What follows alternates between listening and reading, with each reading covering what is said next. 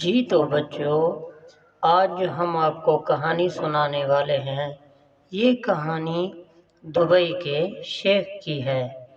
ایک دبئی کا شیخ تھا اور اسے اونٹوں سے بہت ہی پیار تھا، اور وہ اپنے اونٹوں کی بہت ہی زبردست پرورش کیا کرتا تھا۔ ان میں ایک خاص قسم کا اونٹ بھی تھا، اور وہ بہت اپنے مالک سے محبت کرتا تھا۔ اونٹ کی یہ روایت ہوتی ہے کہ جس کے یہ ویری پڑ جائے تو اسے چھوڑتا نہیں ہے، اور مالک سے محبت ہو جائے تو اسے بہت ہی وفاداری نبھاتا ہے۔ اس کا جو مالک تھا وہ بہت ہی اچھا انسان تھا اور بہت ہی مخلص انسان تھا۔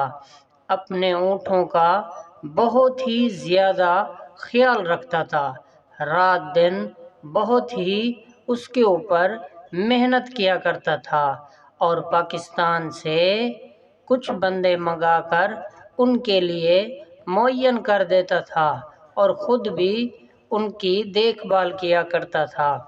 ایک دن ایسا ہوا کہ اونٹ کس وجہ سے مالک کے ساتھ ناراض ہو گیا، تو مالک اسے بہلا پھسلا کر خوش کرنے لگا، اور وہ پھر بھی ناراض تھا۔ مالک نے کہا، بھائی ناراض مت ہو، میں تمہیں ہر طرح سے خوش کروں گا۔ باہرلے ملک سے کچھ شیخ آئے اس اونٹ کو خریدنے کے لیے، لیکن اس مالک نے دینے سے انکار کر دیا کہ یہ میرا اونٹ مجھ سے بہت محبت کرتا ہے، اور میں ہرگز یہ اونٹ نہیں دوں گا۔ انہوں نے کہا، بھائی ہم آپ کو منہ مانگی قیمت دیں گے۔ پھر ایک دن ایسا ہوا کہ مالک اپنے اونٹ کے ساتھ جا رہا تھا کہ اچانک وہاں پہ ایک شیر آ گیا، اور شیر نے دیکھتے ہی مالک کے اوپر حملہ کر دیا۔